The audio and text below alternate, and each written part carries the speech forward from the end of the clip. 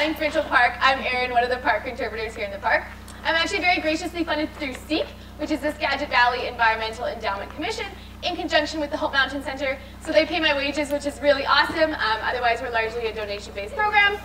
So that pays for things like our props, the fuel for our generator, the fuel for our van, all that kind of fun stuff. So if you're unaware, the Skagit Valley Provincial Park is actually right up next to Manning Park. So that's kind of how this is all possible. Our beautiful lightning lakes chain drains into the Skagit River. So we're all kind of connected, which is really, really wonderful. All right, so tonight we are here to talk about aliens. Who here has seen an alien? Anybody think they've seen an alien? Yeah? Where did you see your alien? In a movie. In a movie, yes. Lots of aliens in movies. E.T., right? Anybody else? Anybody else think they've seen an alien? Yeah. In a movie as well? Yeah. Lots of them in the movies. Yes. And one more. On a TV show. Yes. We see lots of aliens on TV. Well, maybe by the end of tonight, you'll be able to say you've seen an alien. You saw another one? Where was that? I'm not sure if it's an alien, but I just saw, I'm not sure if it's flying saucer, but I just saw a video fly. I didn't know what it is. Just flying around. Yeah, so maybe like something kind of like my UFO, but in the sky, right? Yeah, but it just could have been a drone that looked like... Right. This is E.T. right here. He wants to go home. He wants to go back to space. All right, well, I'm going to introduce us to our first little alien. There's our alien waving hello. So I know it's quite cool, believe it or not. I know it is August, but it's cold. So we're going to start with a game. So let me just grab my alien friend. All right. So this is our alien. So this is the game I was talking about. It doesn't quite work if you're really, really far in the back because my alien can't quite make it over the gaps. So feel free to stay put, but if you do want to scooch a little closer, then you can be involved. So this game is called the Alien Invasion. So what the key of the game is you don't want the alien to touch the ground. If the alien touches the ground, that means the aliens have invaded. So I'm going to throw it out to you guys, and you're going to want to stand up, and you don't want to grab onto the ball, but you just want to hit it, and we're going to see if we can keep it off the ground. We'll do a few trials first. All right, you guys ready? Yeah! All right, everybody stand up. Okay, let's keep it off the ground. Nice.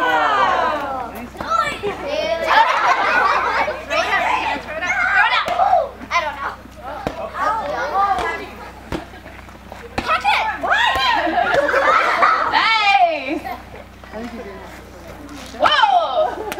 Okay. You ready? Okay. Oh, sorry, that was my bad. You like to keep me warm. All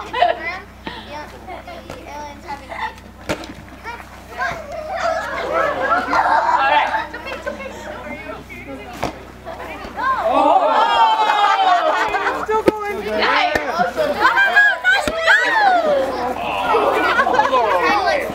The gaps make it difficult.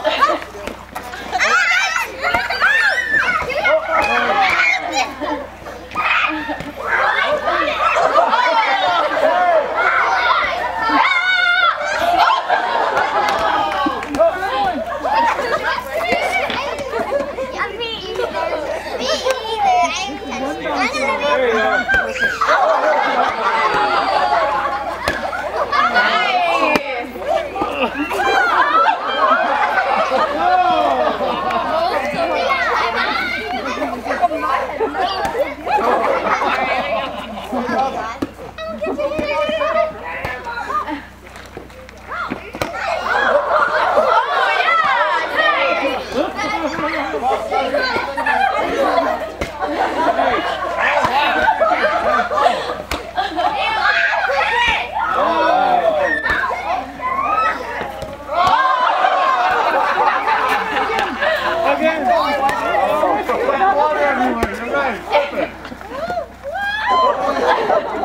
Try and spank it. That was awesome.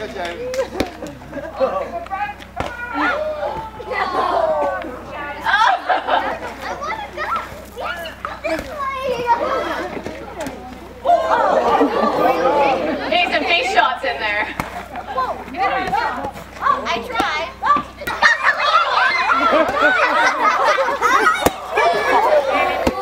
Yeah. All right, we'll go one more. Let's see if we can keep it up.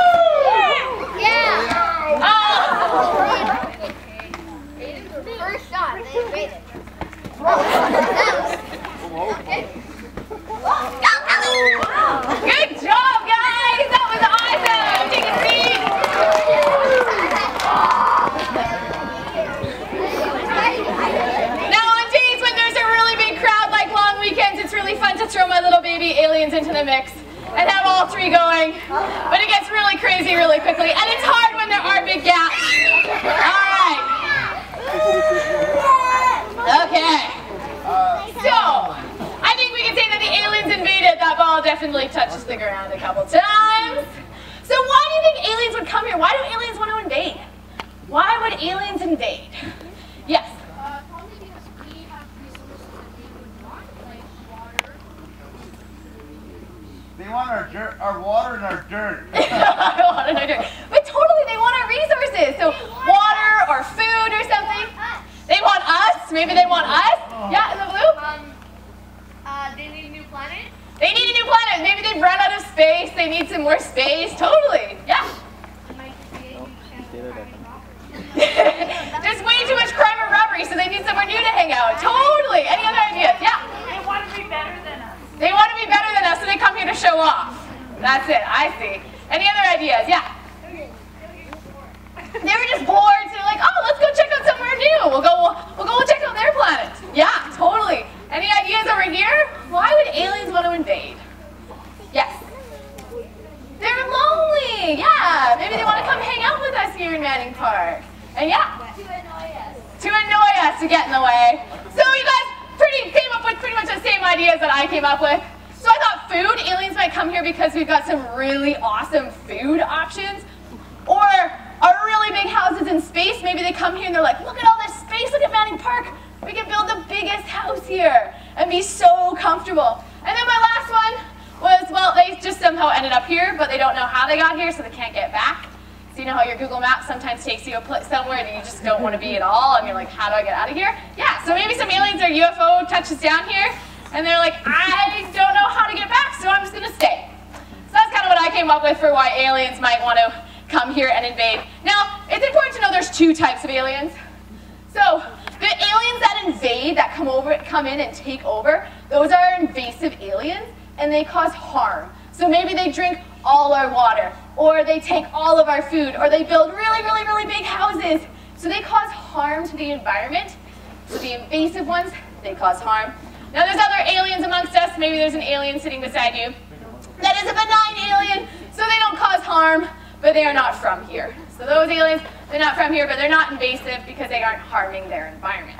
Now it's time to meet our first alien from my UFO. I need a volunteer who's willing to model my first alien. Who wants to be my first model? Yeah, come on down. So you just want to stand right there in the center, and I'm going to drop our alien out of the UFO. All right. It's not the X-Files, right? It's not. All right. This is our first little alien. All right. Okay, now my box of surprises. Here's your beautiful costume. Oh, sorry. All right. What is our alien? What is our alien? Yeah? A yellow hat. A yellow hat. It is a yellow hat. What could that yellow hat be? Yeah, in the blue? Tourist. A tourist alien. Yeah, maybe. Any other ideas? Yeah? A UFO? Came out of a UFO, but not. Yeah? An alien weirdo? Think of something that you might find in Manning Park. This alien is actually in Manning Park, believe it or not. Yeah. This is not about Manning, but maybe a power-hungry overlord alien. A power-hungry overlord alien? Maybe. Yeah. Flower? It is a type of flower. Can anybody guess what type of flower this is? Any guesses? Yeah. Sunflower? It's not a sunflower. It is, yeah. It is a dandelion. Good guess. Awesome. I know, I had to make it kind of challenging, right? Good job. So yes, you are a dandelion. I know, really disappointing. You're not from outer space. But you're from Europe and Asia. And now humans brought dandelions over to North America. Does anybody have a guess why they would bring dandelions over here? Why would humans want to bring dandelions over here? Yeah. Pardon? Totally onto it. Yes. Dandelion salad. So the leaves are really high in vitamins and minerals and nutrients. So people brought them over because when they came over, they thought, hey, maybe, just maybe, Canada might not have as much yummy edible food, so we'll bring dandelions with us. So they brought those dandelions as a food source, and now they've kind of spread everywhere. Who here has a dandelion in their backyard? Yes. Everybody should have their hands up. I feel like they are absolutely everywhere. They're pretty much everywhere that humans are now. They've spread all over the world, and that is because of their super awesome seedy strategy. So this is for you to show off. Those are your lovely seeds. So you guys have probably seen a dandelion seed head. Yes, and they've got these seeds that are shaped like parachutes. So when the wind blows, the wind catches underneath those parachute-like seeds and carries them off on the wind and spreads them all over the place. Now the other thing is every single flower, every single dandelion flower, creates around 180 seeds. Now most flowers need to be pollinated in order for those seeds to be able to germinate and grow baby little flowers, but dandelions do not need to be fertilized. So they create 180 seeds that go out and spread and birth little baby dandelions all over the place. So that is why they're so successful, because they reproduce like crazy and they send out so many seeds, and they can live everywhere. So everywhere, like I was saying, they've spread all over the world. So they can live up on mountains, down by the beach. So they're a pretty invasive alien. They know how to take over. All right, I'll take that from you, and then your hat, and I'll swap you for a pair of antlers. Swap you out. Thank you so much, Dandelion. You did a great job. So yes, dandelions are so successful because they just reproduce and they have so many seeds. Grow anywhere. All right, so that brings us to the topic of, so native species and non-native. Non-native is the same as an alien species. So native species have been here for a very long time. They live in harmony with the environment. They have lots of food sources. They also have predators, so there's not too many of them, so they don't go crazy out of hand. And then we have the non-native, which are alien species that were brought here, or they somehow got here. So does anybody have any ideas of some native species in Manning Park? What do you think of is native to Manning Park? Yep, in the red too. Yeah. Yeah, we have some ground squirrels that are native. Totally. Any other? Yes. Pardon? Camp robbers. Yeah. Coyotes are native, yes, in the plaid. Yeah. Wolves, yeah, wolves are native, yes, in the pink. Beavers, yes, and in the blue. Pine trees. Pine trees are totally. Now, can anybody think of some non-native? What would be some in alien species? I know there's a hint on the screen. There's one, yeah. Oh, Colombian ground squirrels, you're onto it, yes. A giraffe, exactly. So pretty much anything on an African safari, I would say, would be an alien species to us here in Manning Park. Lion. Pardon? A lion. Hey, well, we've got mountain lions, but yes, not the lions with the nice big manes. Yeah. So you guys kind of get the idea of native, non-native. Native have just been here and evolved over a really long period of time. So, like I said, dandelions, they spread really well because they have tons of seeds, so they reproduce really quickly. Another way that aliens do really well is by not having any predators. So when the alien is dropped in, the predator isn't dropped in with them, so they can just keep spreading and spreading and spreading because nothing's eating them, nothing's keeping them in check. So they have no predators or there's no diseases to keep them in check. Now that is the strategy of our next alien. So I need another volunteer to come down and model my next alien. Yeah, in the pink with the gray toque. Come on down. You might have to take your headlamp off for my my little alien costume. Yeah, so feel free to stand there. We'll drop the next alien out. Oh, it's got stuck. A pink feather. Alright, and where is... See, I think this will fit on top of your tube. You might have to pull it on a little bit. Is that going to stay? Yeah? All right. Let's start taking some guesses. What do we think she is? Any guesses? Yes, in the green. A pink flamingo? That's the number one guess, and you're right. Those feathers look like they came straight from a flamingo, but she is not a flamingo. What else? Yes. A campfire? Not a campfire. What else? Yes, in the pink. A troll. A troll! Kind of like a troll too. That's actually a good one. But she's not a troll. In the very back in the red. Knapweed? Oh, yes! Awesome, guess. It is spotted knapweed. So you can see this all over the park. You can see it along the road. It's really beautiful, you think, when you turn left out of the resort if you're heading east and you're like, oh, look at that beautiful purple hillside. That's all spotted knapweed. So yes, spotted knapweed has this really great invasive strategy because it has no predator, so nothing wants to eat it. So if an animal bites on it, it tastes so awful and bitter, it's just gonna spit it right back out again. So it would be like us taking the peel from a grapefruit and just chewing on that for a snack. You wouldn't chew on that for very long. It is so bitter. Ugh. So nothing eats knapweed, so it can just keep growing and growing and growing. So because of that, experts have introduced 13 different alien insect species, to attack different parts of the plant to try and keep it intact, or try and weaken it, So beetles will go after the seeds, moths will go after the seeds, there's beetles that bore into the roots trying to weaken the plant. All these things to try and get it under control because it's gone crazy all over Canada and especially in BC. Now there's another strategy. It's not just that predators don't eat them, they've got other ways that they do so well in taking over, and that is, that lovely thing.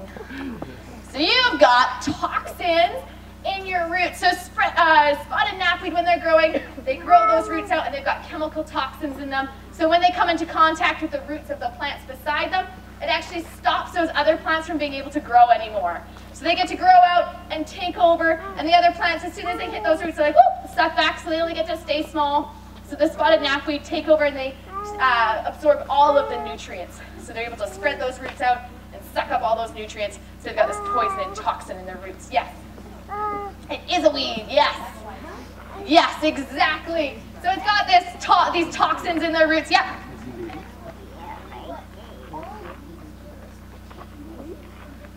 Yeah, they steal all the nutrients from the plants around them, exactly.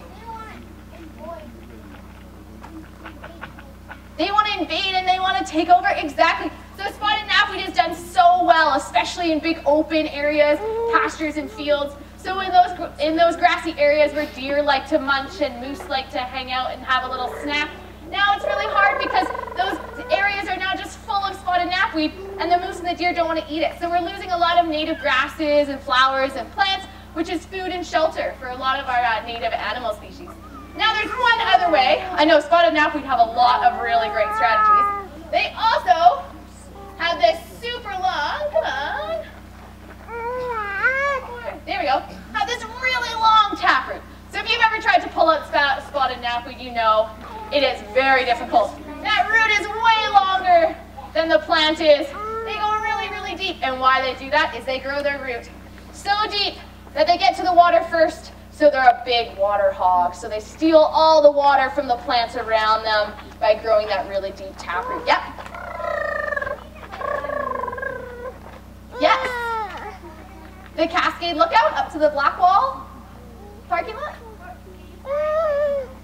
Spotted knapweed, it's not yet all the way up at the top, but it is starting up the lower part of the road where it's paved, so you might see spotted knapweed along that road. Totally. Not going all the way up. No, we're trying to stop it from getting all the way up there. All right, so you're going to demonstrate, you're going to show us just how spotted knapweed steals water from other plants in the meadow. So I need somebody to be my lovely little flower just trying to innocently grow in the meadow. I need somebody to be my beautiful little flower. All right. With the little cat ears. All right. Are you okay? We're going to slip this over your head. Oops. Try and keep your tooth on there. And not pull it over your eyes. Awesome. Okay. That's a colorful flower. I know. Look at that. Wow. Wow. Wow. The petal's got a little vent in my box. We'll straighten you out. All right. So you're just a beautiful little blue flower growing in the meadow. And then spotted knapweed comes along. All right. So you can put your poison down if you like. So this is the water that our lovely little flower in the meadow is just drinking from, holding on to, having a great time. So you just want to hold this in your lap. Make sure it doesn't spill. There you go. Perfect. Okay. And then lovely taproot. So you're gonna walk into the meadow, you're gonna go up to that flower, you're gonna stick your nice taproot into her water, you're gonna suck it up, you're gonna bring it back down here, and water your own roots with it. So you can show us how it's done. All right. Oh! That's me. Napweed. You're Me napweed. You got some? All right, let's see it. Yeah, good job. That's awesome. Thank you so much. So I'll take this and I'll give you a pair of antlers. Thank you so much. You're a great napweed. I'll come rescue this from you. Okay, put that down here first. I'll give that to you. All right, you ready? And pull it off your head. You have to pull your teeth back on. Perfect. Thank you so much.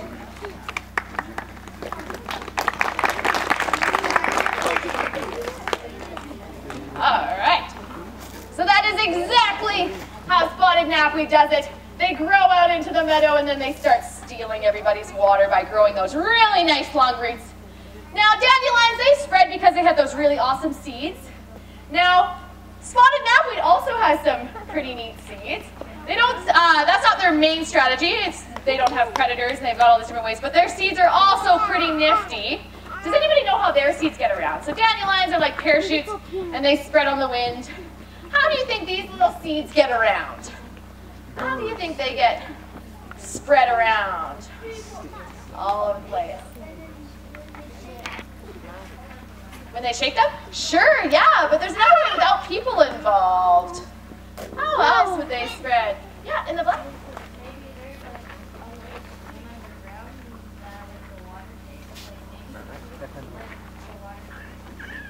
Yeah, so maybe if one's growing next to the water, it would fall into the water and carry it. There's another thing, if you look close at the top of the seeds, there's something on them that they're really great for. Yeah. when the plant takes over other plants, they stick onto the plant and they grow the plant onto other plants. I get where you're going, and they do stick onto something. One more guess. What do we think they stick onto? Yes, in the pink. The wind. They stick onto the wind, and I'll just say, yeah, they spurt out and the wind carries them all over, and then they I get where you're going. I get where you're going. Well, my friends, our spotted knapweed here is our hitchhiking alien. So those little tiny spikes on those seeds are great for latching on. So if an animal walks past to a deer or a dog or something, they get stuck on the fur, then later on they'll go and they'll shake and those seeds are spread. Now, we also do transport them, so we don't necessarily pick them up and kind of shake them out. But they get stuck on us too, so maybe we're hiking and they get stuck on our pants, and then we finish our hike 2 hours later and we get back to the car, we're like, oh, what's that seed stuck to me? Flick it off on the ground, and oh, there, we planted a new spotted knapweed. So there are hitchhikers, and they also love to hitchhike on our cars and our bikes and our boats and all of our camping equipment. So they really like growing in open, exposed areas, so especially like along the highway, they like that dry, open area. So when you pull over your car for a little pit stop or something, and maybe you park right up against the side and the spotted knapweed's kind of growing over, maybe you close your door and it gets kind of stuck in your door or gets stuck in your tire, and then you drive home, and then it's a few hours down the road, and then you get home, and then those seeds fall off, and you're like, you don't notice them. But then 8 years later, you have a spotted knapweed plant in your. So yes, spotted knapweed plants, their seeds, they can lie dormant in the soil for 8 years, which is a really long time. So they've got some really impressive seeds that enable them to get all over the place. All right, so that's our hitchhiking alien.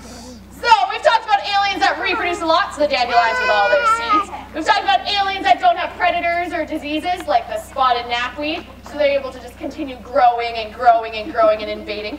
Now our next alien, they're just hanging out here because the climate, the food is just awesome. There's lots of space, it's so comfortable.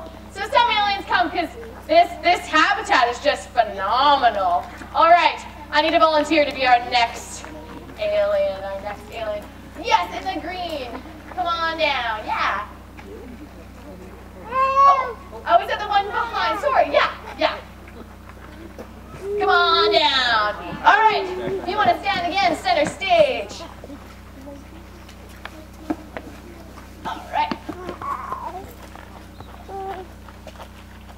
this one needs a little bit of help. All right. So next alien. Not my artistic skills, but they are pretty close here. All right, let's take some guesses. What do we think this is? What do we think it is? Yes, in the purple. A beaver. That's what I would think too, but it's not actually a beaver. Somebody else. Yeah, in the two? A squirrel. It is a squirrel. I think somebody said it earlier. Who knows what type of squirrel this is? It was you, yeah? It is a Colombian ground squirrel. So this here is our friend, the Colombian ground squirrel, and they are... Can I take them for lunch? Oh! Who guessed that? Wow. I know, it was impressive. I'm impressed. But yes, the Colombian ground squirrels, they are everywhere. Now you need your squirrel ears here. Where are they in this box? Okay. Here are your little Colombian ground squirrel ears. Oops, is it behind? Okay. There we go. So yes, they are an invasive species. They are from the Okanagan, and they came up when the highway was punched through in 1947. We do have native ground squirrel species in the park as well.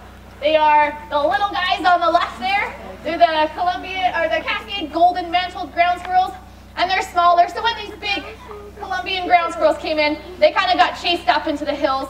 So you can see the Cascade, the native ground squirrels, up at the Cascade Lookout where the pavement ends. You might see them up there. You just saw one right there. Ooh, that brings me to my next thing. So you're thinking, hey, that kind of looks like a chipmunk. Well, if you look at chipmunks and then the golden mantled ground squirrel, chipmunks always have the stripes on their face. So I think the one you just saw had stripes on his face, so he's a chipmunk. But if they just have a plain head, those are the ground squirrels, the native ground squirrels. It's the best way to tell them apart. All right, so back to our alien. So they came in, and then they set up camp. They were like, ooh, this is really nice. Check out all this space. So they chased the little guys up into the hills, took over all the dens, and it was really wonderful. So what do we think is a Colombian ground squirrel's favorite food? What do we think is their favorite food? Yeah. Grass. Wow, nobody usually gets that on the first guess. But yes, Colombian ground squirrels love grass. And that is how they got here. So in 1947, when the highway was punched through, it cleared that area beside the highway, and lots of grass grew. So if you look in the forest, there's not too much grass. There's lots of plants and stuff. But once you open it up, like right here, you can see lots of grass growing. So they followed that area all the way up to Manning Park, and then they got up here, and they were like, check out all this grass. And so they stayed. So you're going to show us just how the ground squirrel made it all the way up the mountain to Manning Park. So this is our grass, so I'm going to put some grass in the audience. Do you want to hold one, bud? All right. Do you want to hold one here? All right. We got to make it all the way to the top. All right. Okay, Colombian ground squirrel. So you want to go up the steps and you want to collect all the grass, harvest the grass, and show us how the ground squirrels made it all the way up the mountain. Sometimes they make this tricky and they hide the grass. Oh, look at that! You made it all the way to Manning Park! That is exactly how they did. You can come on back down. Great job! Perfect, thank you so much. And I'll take those ears and I'll give you a pair of antlers. You're welcome. So yes, it is exactly how the ground squirrels got here, and now they are all sorts of comfortable. So that brings me to this lovely slide here. Now usually when I ask what their favorite food is, I get lots of, trail mix, seeds, nuts, popcorn. But believe it or not, they don't actually, they do like eating that. They definitely do. It tastes good to them, but it's not actually good for them. It's kind of like us with French fries. We shouldn't be eating French fries every single day. Neither should these guys. So what happens when we feed them human food is it tastes really good and it fills up their bellies, so they don't eat any plants for the rest of the day. So they go to sleep in their den, and then the next morning they wake up and someone's standing right over their little burrow holding a Pringle in their face, and they're like, yes! So they eat that Pringle, and then they crawl back in and they take another nap. So they're not eating enough plants and grasses, and in order for them to have enough nutrients to be able to hibernate the winter, they need to eat a lot of plants and grasses. So by us feeding them, we're actually preventing them from sleeping through the whole winter. So they wake up partway through the winter and then they can't make it because their burrows are all snowed in. We get so much snow here in Manning Park. So if they wake up early, they've got no chance. So it's really important that we never feed wildlife, especially in a BC park. It is illegal. But in general, they've got tons of food out there. They had food before we even here. They don't need us at all. And I know it's kind of enticing because you want them to come close to you. But it's better if they just do their own thing and we observe them from a distance. So just a good reminder to not feed them because it prevents them from hibernating and surviving through the winter. All right, so it is time for our next alien. Now a little discretion before this one. I need a volunteer who's willing to show off some really sweet dance moves.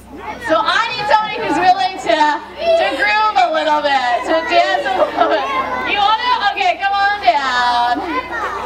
Okay, so if you want to stand in the center. All right.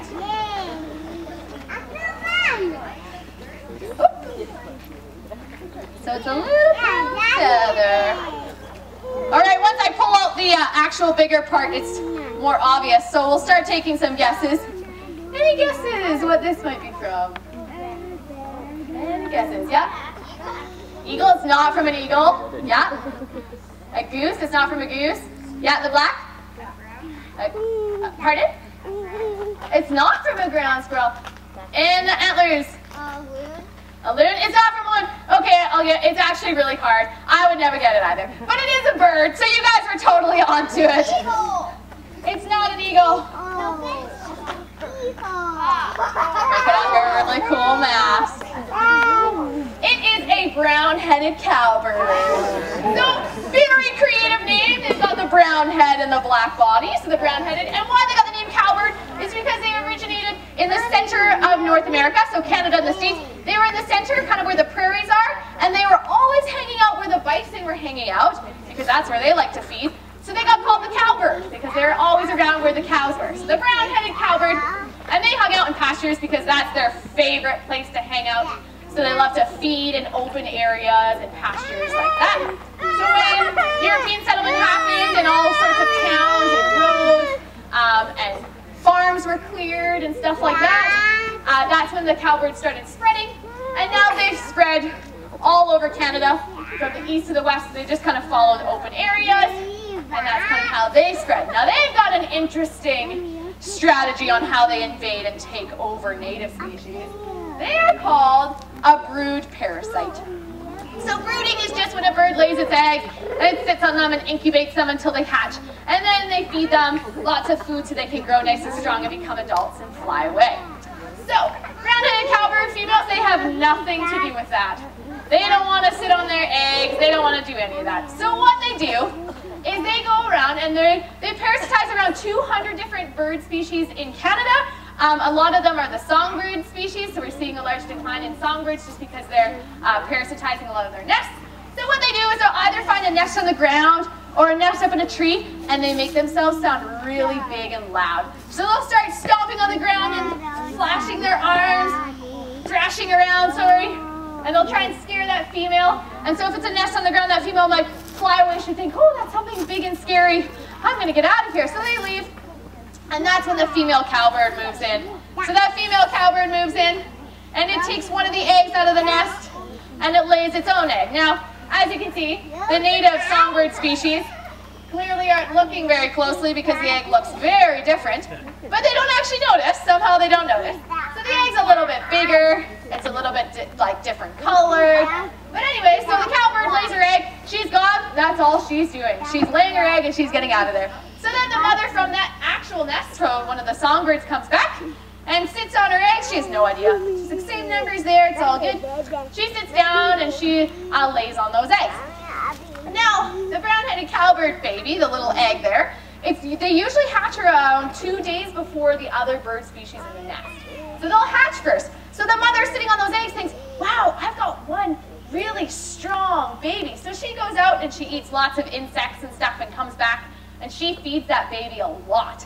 And then, 2 days later, her actual babies hatch. And she thinks, okay, that's great, but I've got this one strong baby that hatched sooner, so I should really feed that one baby. So she really focuses on that one baby until they're strong and fly away. Little does she know that baby's not even hers. So this results in one, if not all, of the nestlings to pass away in that nest. So she might just focus on the one, or maybe she'll focus on that one and a few others, but inevitably they don't all make it. So that's her. That's how she really takes over. Now you're going to show us just how this is done. So what I'm going to do is I've got a nest of little songbird eggs, and I'm going to go hide it in the audience. This is your egg. This is your brown-headed cowbird egg. I'm going to go hide it. So then once you find it, you're going to show off your best dance moves, and whoever's holding that nest is going to decide, okay, yep, those were good enough dance moves. I'm distracted. You can take one of my king. I'm going to hide this. You guys make sure he doesn't see.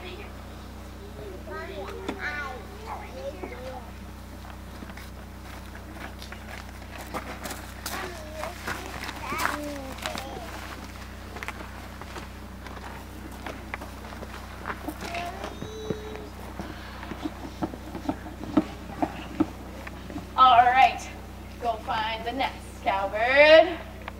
We can do warm and cold because sometimes it gets hard with the glasses especially. Getting warmer. Warmer. You guys got to help him out a bit. Yeah.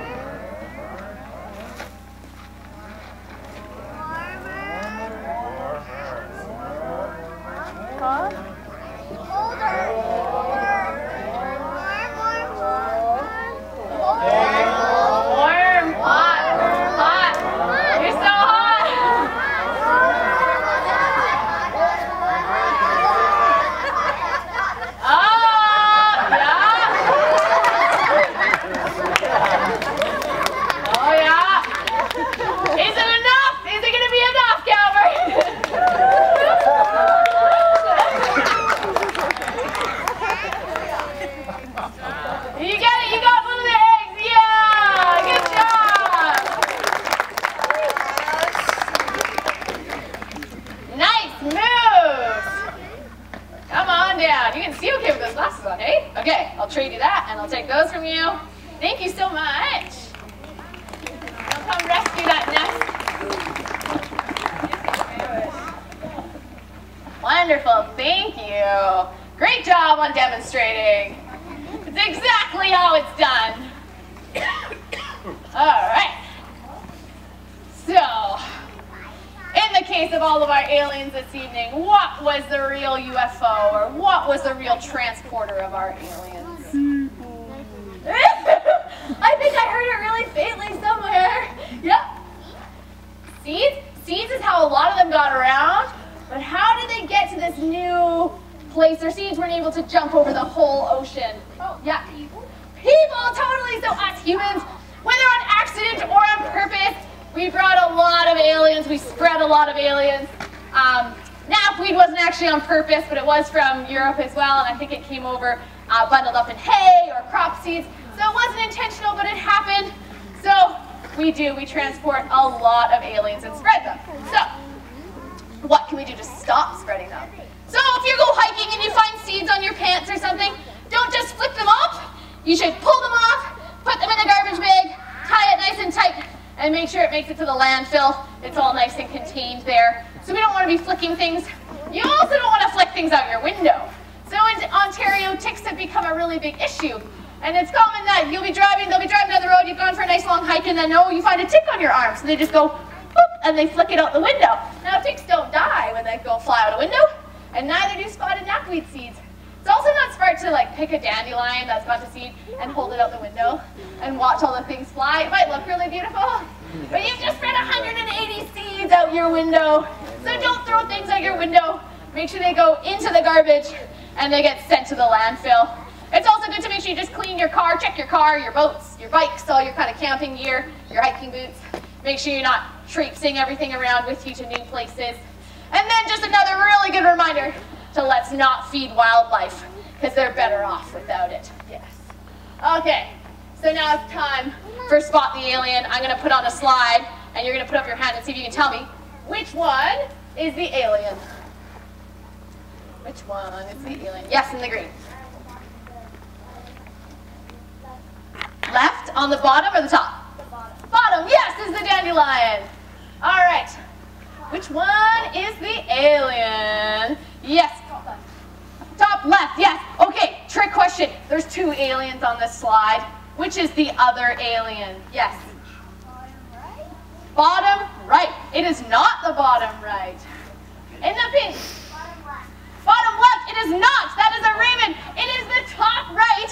So that is actually the female brown-headed cowbird, and she's the one that is the invader, the one that really likes, so she parasitizes the nest. She's the brood parasite, although they do need the males to come with them to, go through that whole procedure. But yes, so the name, they were named after the males with the brown head and the black bodies. All right. Which one is our alien? Which one? In the black jacket. Yeah. Bottom right. Bottom right. No, but good guess. I know it. That's a native species. Purple prairie clover. Yes, in the Bottom left. bottom left. That is not spotted knapweed. Oh, yes. Top left. Yes. I know. I made this one really hard because spotted knapweed normally looks really unique. But awesome. Yeah, so it's the top left. Okay. Which one is the alien? Who is our alien? Yeah. Top left. Top left? Top left is right. Okay, trick question. Which one is the native species? Which one is our Cascade golden mantled ground squirrel? Yes. Top right. Top right is right. Exactly. Okay, before we do the great alien quiz, there's an alien hidden in here. I hid one. And it's in the grassy, shrubby areas. You don't need to get up to see it, but it's actually kind of nice that it's dark. It makes it a little bit harder now. It's getting darker. Or on this side. So take a look for a second. Don't point at it just yet. Take a look in the grassy area. See if you can spot a little alien. What is it? It's about this big. It actually is going to be quite challenging in the smoke, and it's a little dark. Wait, is it scary? No. All right. Does everybody kind of see something? Anything? I know, actually this is really hard in the dark. Normally it's so easy. I can see it. Okay, wait. Point on 1, 2, 3, point. Yeah! Good job. It is. It's a dandelion. I should have shone a light right on it. This is the little alien. Okay, good. That's one. It is a little dandelion. Normally that was way too easy because in the light you can see it so well. That's awesome. I like that. Okay.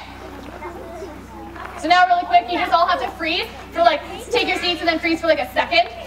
Yes. Wow, it's cold. My thumb. It's cold. Grant money, you get to defend your job. You guys are doing awesome. Staying still. Thank you. So I can count how many people are here. Awesome, great job. Okay, so now we're moving in to the great alien quiz. So I'm going to read a question. If you guys get the answer right, I will flip one of the numbers. Can you guys all see that okay? That board still? You can still see okay? Awesome.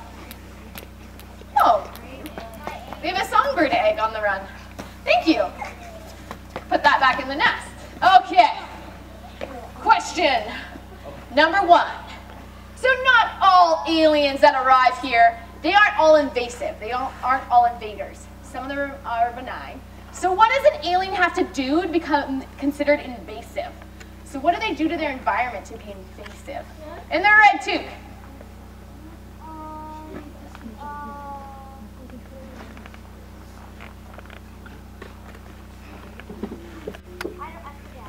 Yeah, we'll call a friend. It's all good. Okay. In the green, yeah. In the very front, yeah. Take over. Take over, yes, so they cause harm. So either they take over, yeah, so they're eating all the food, or they're taking up too much water, they're harming the native plants beside them. Exactly. Okay.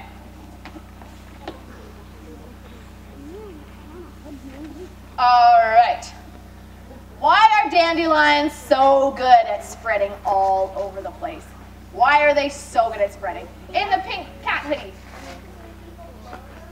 Because when people blow them, yeah, and people don't even have to blow them. Why are they so good at spreading? Yeah. Wind blows. The wind blows it, and they just have so many seeds. They have 180 seeds that fly off on the wind. Exactly. So they've got an awesome seedy strategy. Okay. How does knapweed harm the other plants near them? What is one of the ways? They do this in a couple ways. How do they harm the plants near them? Yeah, in the black?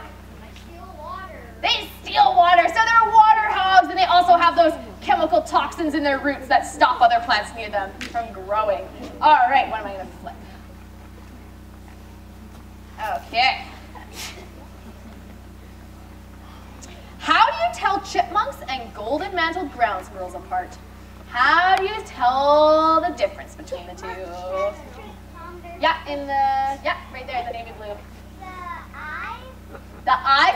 So what about them? Which one is a chipmunk? The bottom, yeah. So the stripes beside their eyes, totally the stripes on their head. The ground squirrels don't have any stripes on their face, on their head. You got it. All right. Ooh. Okay. In the case of our aliens, what is the real UFO? We just talked about it, so it should be fresh in your minds. What's the real UFO? In the light pink shirt with the gray toucan. Humans, exactly! We are one of the large transporters of aliens. Okay. What is one thing that we can do to stop the spreading of aliens? What is something that we can do? In the, yeah, down here in the tube, yeah. Stop throwing stuff out your window and do not feed invasive, like squirrels. You don't know what species it be, or any kind of flower. No, don't give it water. Don't give it water. Yeah, so you just don't flick things out your windows, and then don't feed wildlife, so you don't want to encourage those invasive species, but then you also don't want to feed the native species because it's harming them. Awesome, good answer. Okay, what's it gonna be?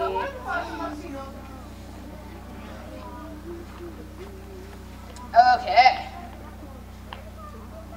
Why do no animals eat spotted knapweed? Why do no animals eat it? It's starting to get hard to see, you guys. In the pink in the front.